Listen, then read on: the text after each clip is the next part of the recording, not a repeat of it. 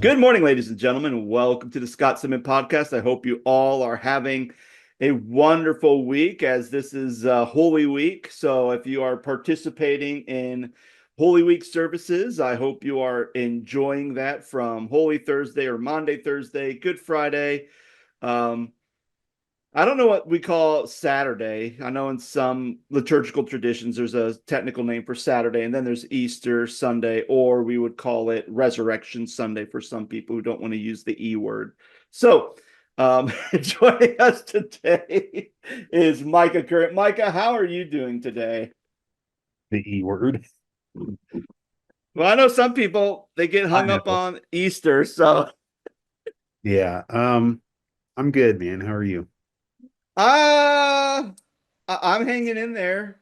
Like it's again, like it's Holy Week, so especially last week our church did we presented our new marketing and branding thing.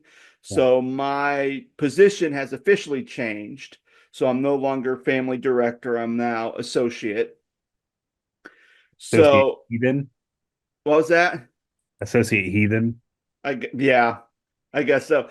But at the same time, like I'm still kind of doing transitional stuff with the new children's director that we hired. So like, after Easter, I'll officially kind of be done. But like the Easter, like our Easter egg hunt is kind of like our the last big children's thing that I'm kind of overseeing. And then after that, like it's our new person doing everything. So I So get with to your associate role, will you be in more of like a teaching rotation or what? Yeah, so the way my role works, I'm still doing stuff with youth, so I'm still the youth director and doing all things youth.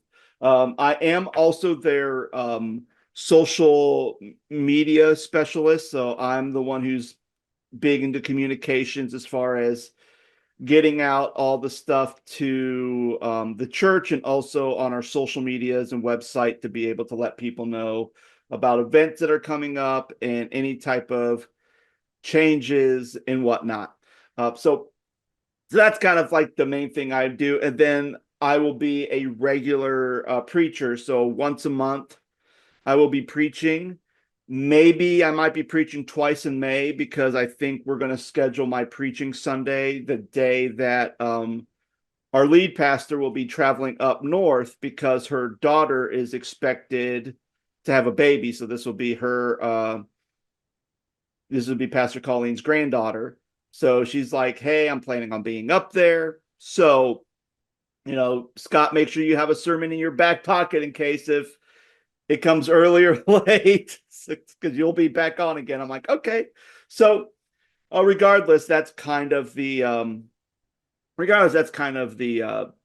my role at the church right now. So, so we have a new logo, we have a kind of a new mission statement. So I've been posting on all our socials, all the different things we're doing and communication. And I just recently got some social media managing a program so that I don't have to like go to every single one of our social media sites to post something. It can all be, just do it and then hit the button and it shoots out everywhere. So yeah, that's me. But that's my role.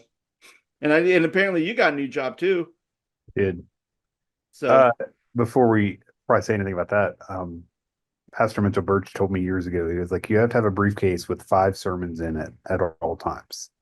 So that in case something happened and you needed to uh you know, be called upon to preach, that you were ready. And by having those 5 sermons, he meant, you know, not necessarily like having them memorized per se, but at least having them refreshed on your mind so that at any time you could, fill in, mhm. or somebody gets sick at the last moment, or yeah, Yeah. I think it's good practice. Yeah. And I think for me, what's interesting is like when I was doing theater, we were always told to have at least six things for audition. So you have two traditional or two classical, two modern, and then have like two song choices. So then Right. that way, in case if they want you to sing another song or they want you to do another classical monologue or something, you can immediately go there and do that. So yeah. Um, yeah, so you have your new job. I have my new title working at the same place. So a lot of changes happening and yeah, good stuff. Yeah, I mean, I've been working at Miami University for almost 10 years, and um, I finished my master's program back in 24, January 24, and have been applying for jobs, and nothing really was panning out. And then finally, about a month and a half ago, I got reached out to regarding a job I had interviewed for already, and they asked me if I was still interested, and I came over and had another interview, and um, they offered me the job, and it was really hard to say no. I mean, it was financially, it was quite a bump salary wise for me, and then the uh, hybrid schedule, being able to work from home a couple days a week, and um, just the flexibility of being able to do some different stuff, and the team I'm working with is really really great, and um, yeah, I'm just excited to be here. I started this past Monday, and man, it's been a week. I hurt my back a couple of weeks ago, and I mean, I go to the chiropractor regularly, but like it just, it's like, man, I this is not the week to start a new job, but I'm I'm doing okay, and it's uh there's always nerves and self-doubt, I think, when you start a new position, and it's a little bit different, I think, when you're an adult and you have kids and a spouse, and those folks are depending on you, and um yeah, but we're certainly blessed, and we're certainly excited to see what comes of this, and hopefully it leads to other opportunities. And in addition, I don't know if I told you this or not, but I got my acceptance letter yesterday for the doctorate program at Miami. Awesome. Good, So good. um, you'll still be working on your project, and I'll be Yeah. I'll be in classes, but you'll be done, and then I'll be working on my dissertation. Well, we'll see because I keep getting more notes on my first chapter. And I'm like, oh my gosh. So I'm Welcome to constantly doing it. the art So of what's dissertation.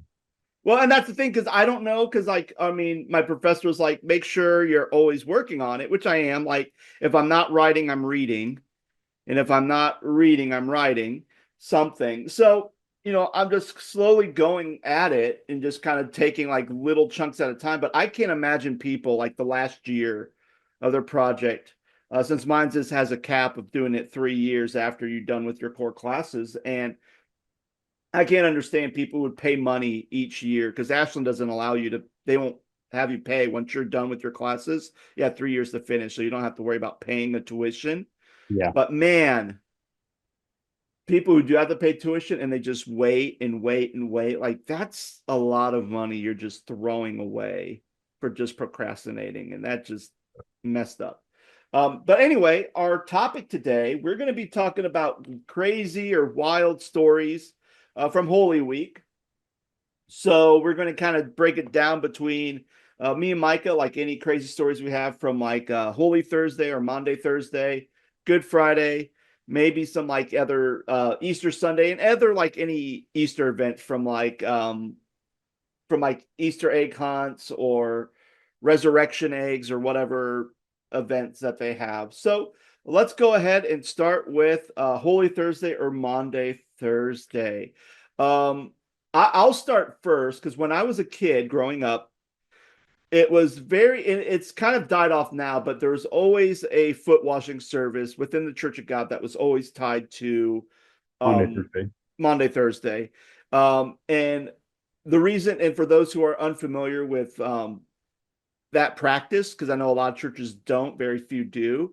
The reason why the Church of God kind of practices it, because we see it as one of our ordinances, which basically means it's something that Jesus has done and commands his followers to do it as well. So in John 13, Jesus washes the disciples' feet and he says, now that I have washed your feet, you should wash one another's feet. So it comes from there. So the concept is usually we always separate between like men and women. When I was growing up, it was like the men would go to a section, the women go to a section. We have a little devotional, and then if those who wanted to have their feet washed, they could take off their shoes and socks. Those who were like, I don't want to do it, they just keep their shoes on, and no one will touch your feet. But you would just go around and you just wash like other people's feet. And especially since you're at church or you're with a bunch of men, like sometimes it's like, my dad would wash my feet. I wash my dad's feet. Other time it might be other people who I see influential in my wife that in my life that I would wash their feet and vice versa.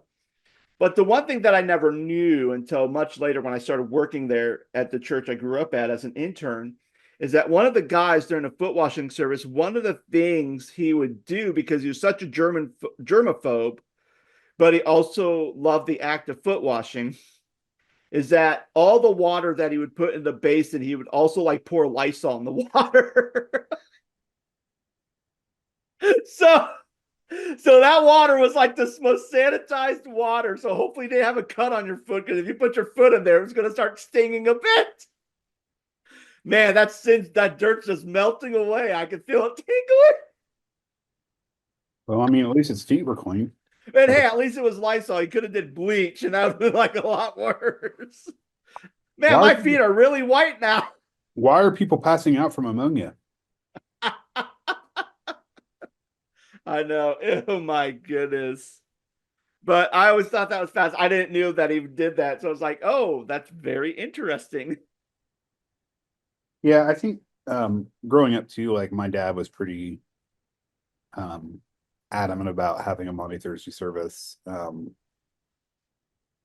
I was thinking about it on the way in this morning to work about how, we as kids kind of like spring break kind of coincided with Easter or the week of Easter, Holy Week. And now it's not so much. It's kind of hit or miss based on the school district kids go to. And so some people are having school, spring break super early. Some people are having it later. It never seems to line up like it used to. Um, but we used to have Monday, Thursday services, and then kind of do what you said, Scott. Like we would come together, sing a couple of songs, then we'd split off the men and the women, and then maybe have a devotional time, like you said, and then do foot washing with the groups, and then we would come back together and then pray and kind of just leave it at that. Um, I don't know that I have any really crazy stories in reference to foot washing, but the just the idea that it's not as prominent as it used to be, and churches really don't practice it as much nowadays. And I just remember as a kid and as a young adult that, you know, there were some pretty powerful moments, whether it was, like you said, with, you washing your dad's feet, your dad washing your feet. So you have that moment with your dad, father and son have a moment together, other family members. I remember I mentioned Mitchell Birch earlier, but I was an intern at Town Boulevard Church years ago, and we did a Monday, Thursday service, and he and I washed each other's feet. And, I really look up to him as a father figure and somebody who is just a solid preacher and just a steward of God's word. And just the act of humility that goes along with, being able to wash, my pastor's feet. Mm-hmm.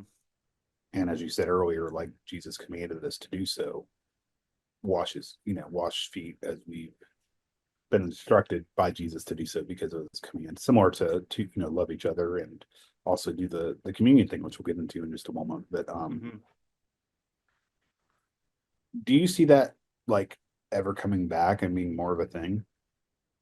Um, Monday, Thursday, I mean. well, I feel like it's been a little bit different. Like for me, because again, like the UMC doesn't see that as a because again, the UMC sees all their stuff like baptism and communion as sacraments versus ordinances.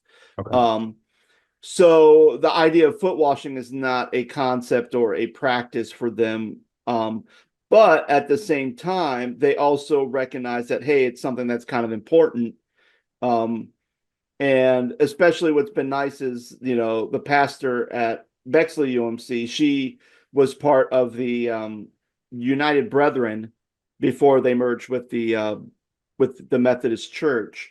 So she was very familiar with foot washing because that was a practice for them as brethren. So she knew about the practices. So what we do with kids, especially since it's like, well, the way I kind of present it, so we just use like moist towelettes and we just do wipe washing of the hands, because especially that's very much within Passover tradition. Before you would take the Passover meal, you'd wash the hands, and some scholars believe that's also when Jesus would have washed the disciples' feet. So it's kind of hitting the same. So we're kind of hitting a very similar theme, but we're just because I think in some ways taking a wipe and washing someone's hands, or me going up to a complete stranger like a person who's like one of my volunteers and taking a wipe to wash their hands is probably a little bit less intimidating than me getting on my knees and wiping their feet with a moist towelette or pouring water over their feet and scrubbing it with a washcloth. So I don't know. Like it's almost like maybe in America, I think we're seeing less and less of it, but through my research, for my doctorate, I've been seeing more of it happening overseas, Mhm. and especially the Catholic Church, the Pope. It's still a tradition. I'm not sure because I know Pope Francis has been having health issues, but usually on Holy Thursday, the Pope will actually go out in the Vatican and they will find like just a regular person that they will just pull off the street, put them in a chair, and the Pope will come down and like kneel down on the ground and wash um, that person's feet. So, it's something that is still done, but I don't think it gets as much love as a baptism or a communion because it is something that is really synonymous with one particular day out of the entire year. Yeah. Um, and I think we talked about it in other conversations, but the idea of people's schedules getting in the way as far as, conflicts and whatnot. And it's like, oh, well, we had church Sunday, and then maybe we have a life group, and then maybe, the week of Holy Week, it's like, oh, we have this service and this service and this service, and people pick and choose what they go to, which there's nothing wrong with that. But it's like, it's, you know, people plan their lives around other things than the church these days. I'm not saying Mm-hmm. right. I'm just saying that's just the fact of the matter of, oh, this is how people do things. Yeah, absolutely. Absolutely. So moving on from Thursday, we have Good Friday. Now, I'm going to be honest with you. I've always done Maundy Thursday services growing up, was always Maundy Thursday. When I would practice stuff, it'd always be Maundy Thursday. I'd never experienced a Good Friday service until I was here at the UMC. And I'm gonna be starting my third year here. So there was 1 year I didn't have to participate in it, and then last year I got to just be an attendee. I don't really have any wild stories for Good Friday, but one thing I'm always fascinated about with Good Friday is that because a lot of people have that day off of work and school, I was always surprised by how many people actually go to a Good Friday service. And I'm not saying it's like as big as like going to a Sunday morning service or an Easter service, but when I'm thinking like, oh, it's almost like when you have the Sunday service after Christmas, and it's like very poorly attended because everyone's either traveling and visiting family, or you just have this big Christmas celebration that you're just kind of, whatever reasons people have. So you usually get like maybe a quarter of what you normally have on a regular day, but we almost had, I wouldn't say pack house, but we had a very decent amount of people who came for our Good Friday service. And it is what it is. Like I'm going to be actually helping out doing some liturgy stuff for Good Friday this week. So we'll see. Maybe I'll have a crazy story next year when we do this again. But I don't have anything because it wasn't part of my tradition of doing a Good Friday service. What about you, Micah? Was Good Friday services a part of your repertoire? Growing up, it was, like I said earlier, that like a lot of times our spring break would coincide with Holy Week. And I remember growing up, a lot of times we would have, especially like when we lived in Northeast Ohio, we lived in a small community, and um, there were, I want to say, one, two, three, four or five churches in the area in the little village that we lived in. And it was Church of God, Methodist Church, Catholic Church. Um, anyway, uh, we would have a Good Friday service, and it was every Good Friday at noon.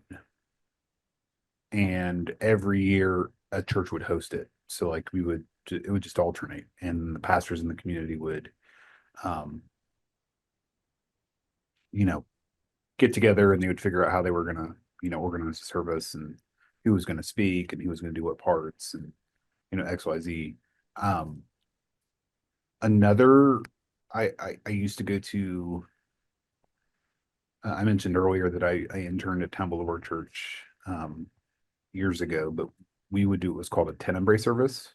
I Mm, don't know if you're familiar with that or not, but it's basically tenebrae just means darkness.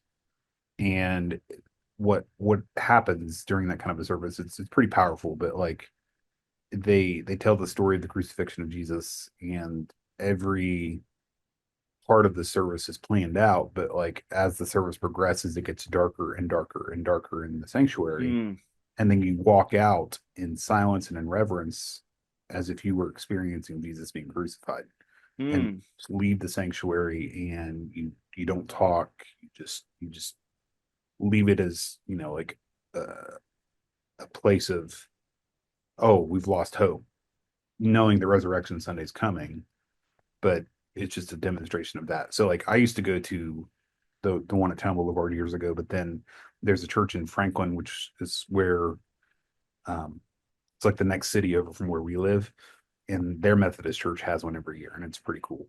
mm. So I've gone to that several times, and um, so yeah, I've had a couple of different, like, so Tenebrae services, and then also like Community Good Friday services.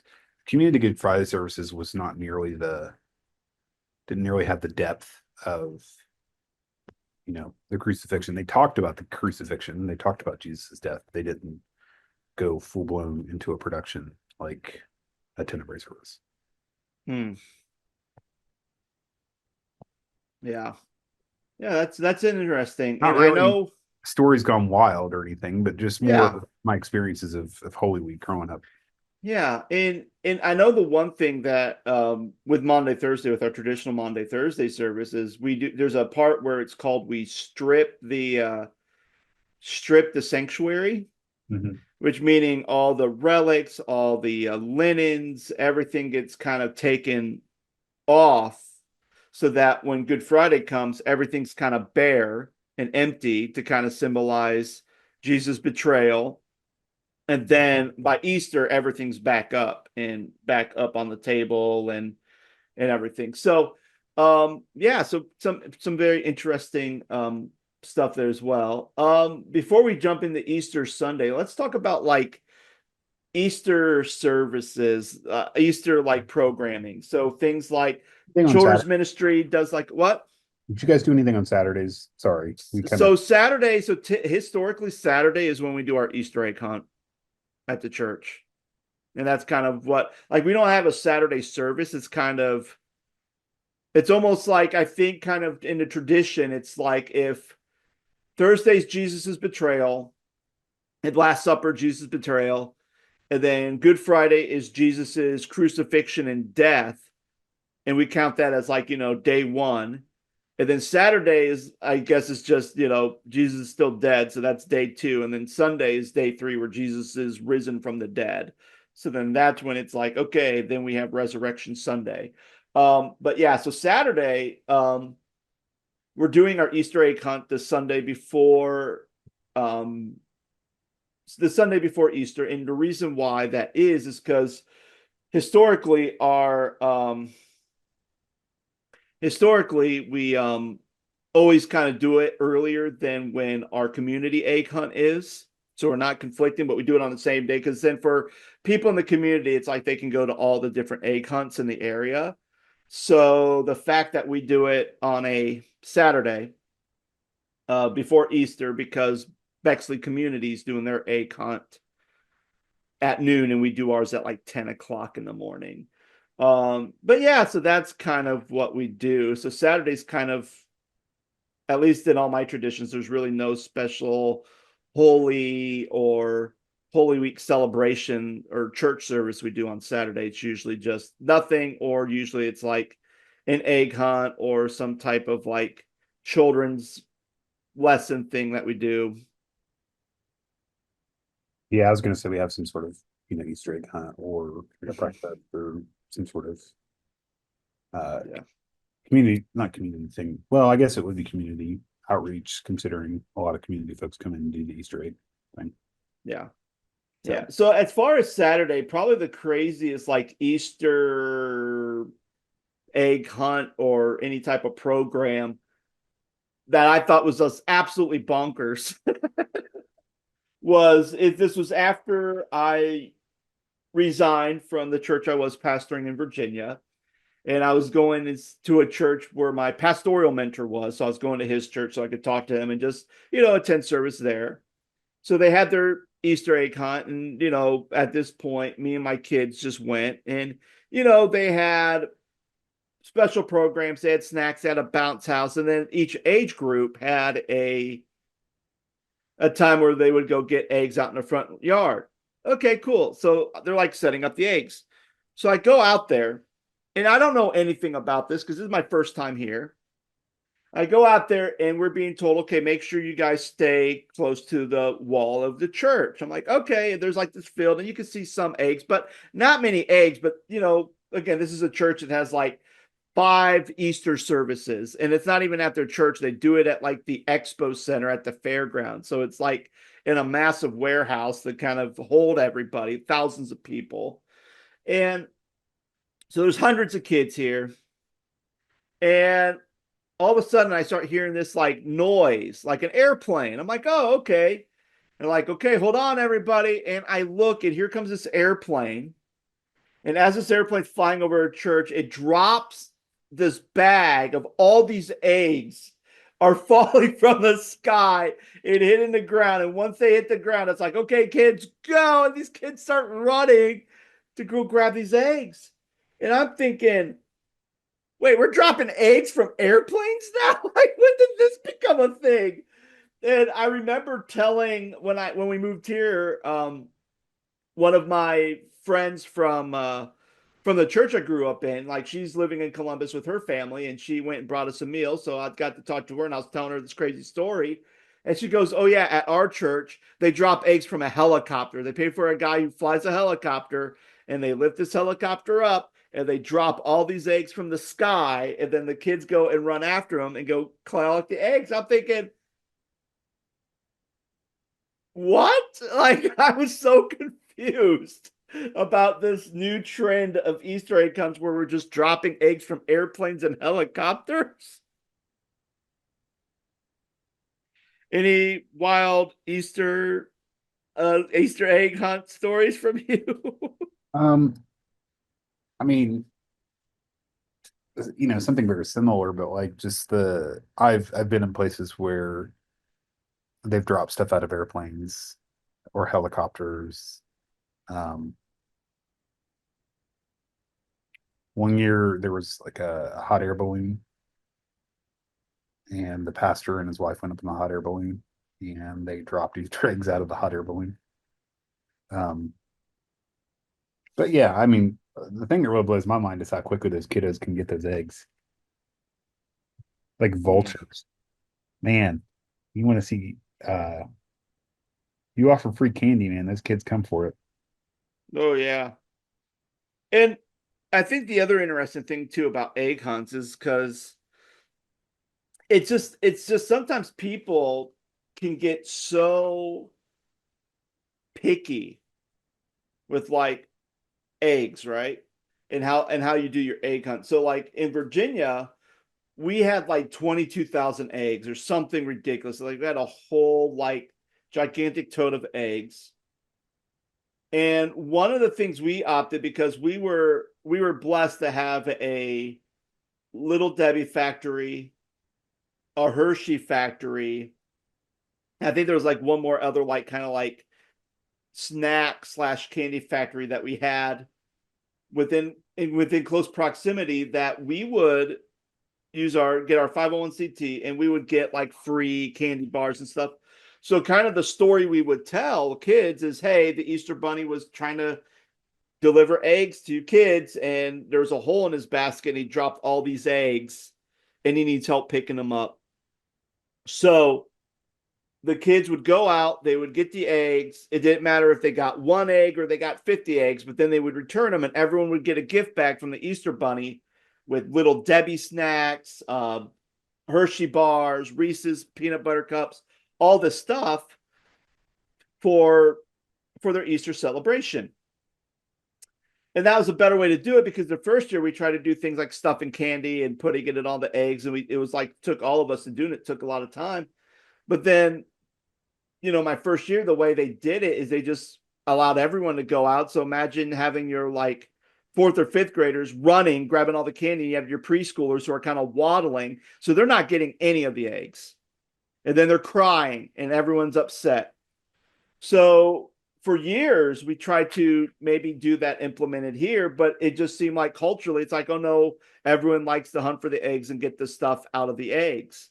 So they didn't want to do the bag thing. And I'm thinking, okay, so, we kind of break it up so we're not having all the kids run and get eggs. It's like, okay, we'll have our preschoolers go first because that's our bigger group. Like I think I have 27 preschoolers pre-registered for our egg hunt on Saturday. So, we do that, we do this. So there's a lot of different things we do. Um, but yeah, it's just a bizarre it's just a bizarre coincidence just how people can be so adamant about doing Easter egg hunts a certain way, and if you don't do it that way, some people may be upset or some people would get mad or some people would disagree with it. But again, it's like for me, it's an egg hunt. Like whatever. Like it shouldn't be that big of a deal where people are getting angry and upset. But I mean, I guess if your kid's running out there and a plane drops a bunch of eggs and your kid's now concussed, They're out there playing rugby with these. that's a problem, especially if the church is saying doesn't give you any communication, so all these kids are standing around looking up to the sky waiting for these eggs to fall on top of them, or B, the church does say something and you as a parent are too busy looking at your phone, you don't see your little Johnny running out into the field while the plane's coming in, gets clocked by an egg. But the good news is the church in Virginia was right next to the hospital. So if anything bad happened, it was only like a 2-minute commute to go to the ER. Wow. Oh man. All right. So now let's go to our final hurrah. Easter service Sunday. What is the most interesting or crazy thing that has happened at an Easter service?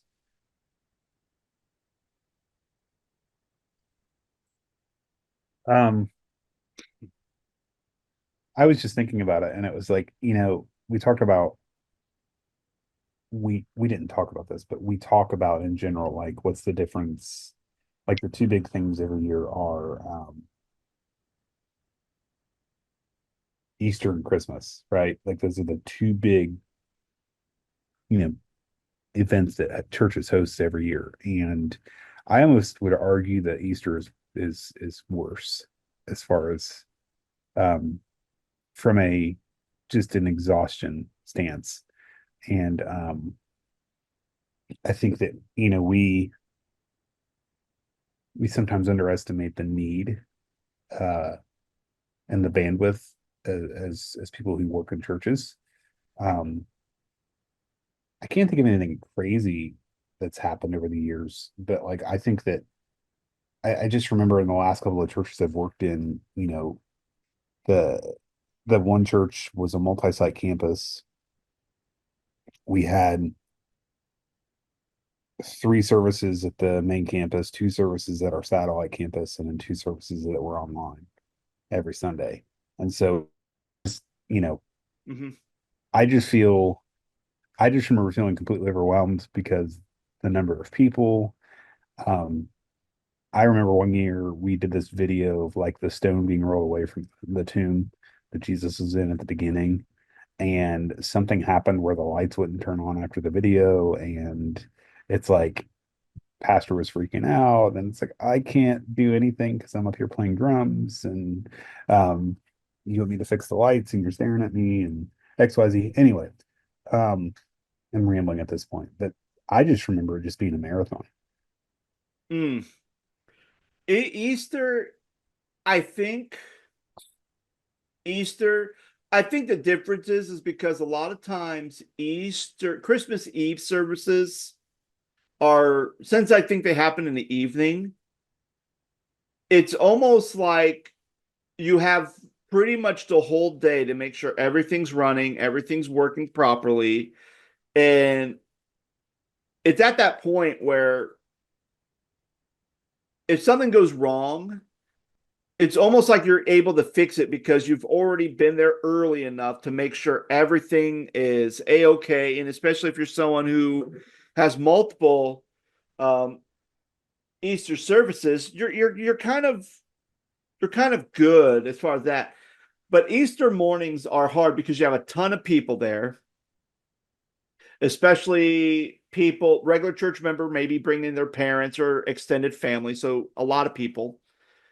Or you have a lot of people who only come occasionally to church, so they're there. And then you usually have a lot of people who this is their first time they're coming to church because they don't really go any other time except for holidays, or this is their first time that they're going to try to go to a church on Easter service. So, as far as the pastor, it's a lot of pressure to make a very good first impression, to make sure everybody is on the same page and everything's running smooth. So when you do have things like the internet not working, so you can't even like play your video, or lights are not working, or you have your guy, your maintenance person go and make sure all the light bulbs are on in the sanctuary are replaced and everything's working. And then all of a sudden you get there and like let's say five bulbs burn out, but they're on like a row, which means there's a whole section of your service that's completely dark and people are just sitting in the dark. Or, if you're like in like one of those churches that don't have pews and then you have chairs and then you have more people coming in and then you're just during service, you're still setting up chairs for people to sit. Um, so yeah, I think in that aspect, it does get a lot of chaos, but at the same time, I think the best thing that we can do is just know that, hey, not everything's going to be perfect on a Sunday. And I think sometimes our stress and our anxiety, like even if something small happens, like someone forgot to order the donuts for Easter service for visitors to have, like, is that really the end of the world? I mean, it's kind of a misstep, and then people are panicking, like, where's the donuts? Where's the donuts? But at the same time, we're not there to celebrate Easter service for donuts. So I think a lot of times as pastors, and I think at this point, if the pastor's been doing all this setup, planning basically three services, Maundy, Thursday, Good Friday service, and then Easter service, What if you have multiple services on Sunday and then, morning? and then multiple services on Sunday morning. So I mean, you think about your pastoral staff, they are stressed out completely. And then actually for us this week, a beloved member of our church passed away this week. So at some point, I don't know if we're having a funeral this week, but you do have that thing like, oh, are we also going to be doing three Holy Week services and a funeral at the same time? So there's a lot of stressors that happen. And I think probably the most, I would say probably the most awkward church service that I was a part of would have to be my last one I did in Virginia, because that was also when I let the board know on Good Friday that I was resigning.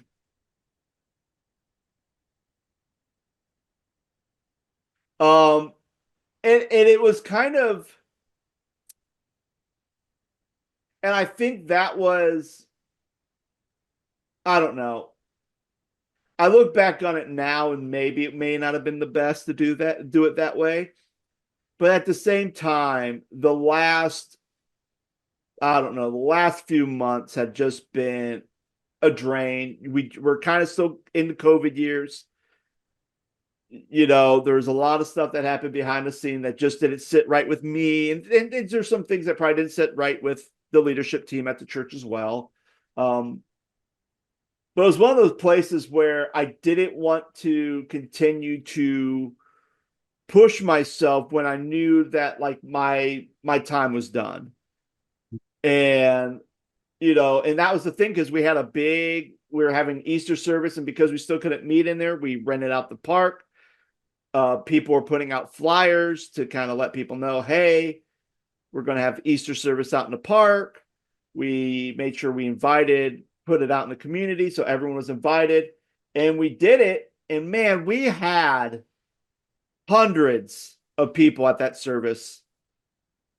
Hundreds of people at that service. It was a great service. It was a great Easter service.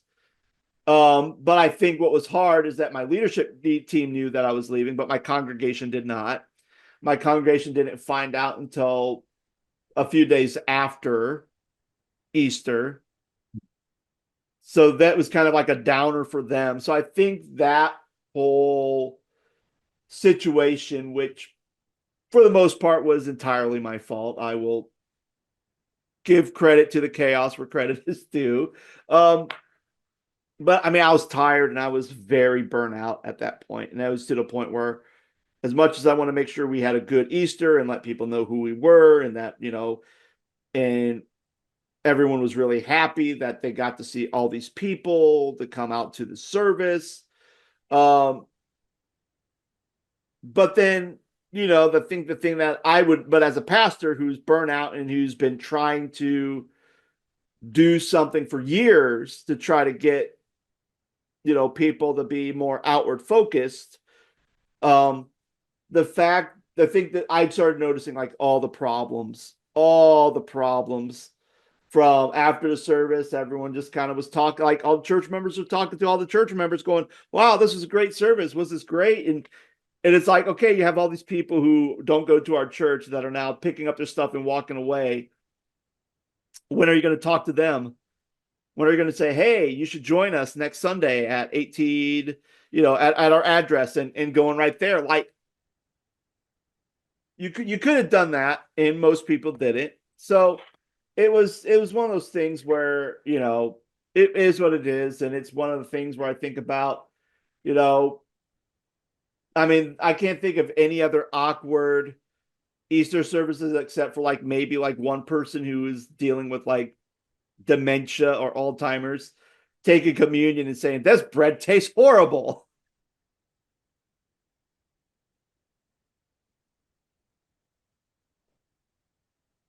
It happened.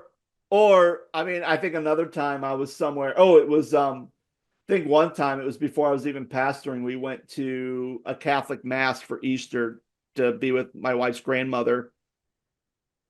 And we took the bread and we took the wine, and the grandmother goes, man, this tastes like piss.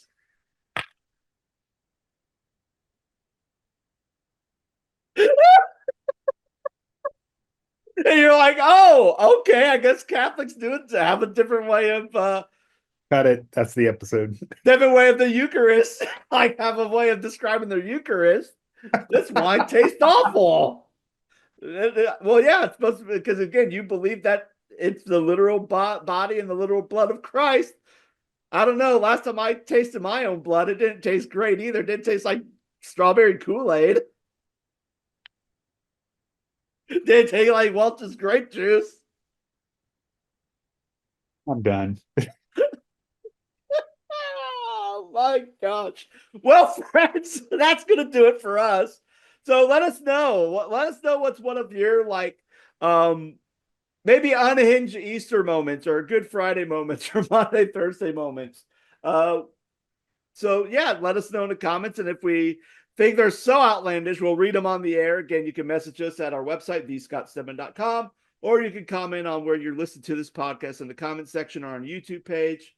And we'll be back on with another episode. Hope you guys have a wonderful rest of your weekend and have a great Resurrection Sunday, Easter, whatever you want to call it. May you be blessed. Take care. Thank you for listening to the Scott Stedman Podcast. The Scott Stedman Podcast is made possible by support from our listeners. We thank listeners like Patty and Scott, whose support goes to this podcast's continual growth and maintenance. If you want to support this podcast, you can do so in a number of ways.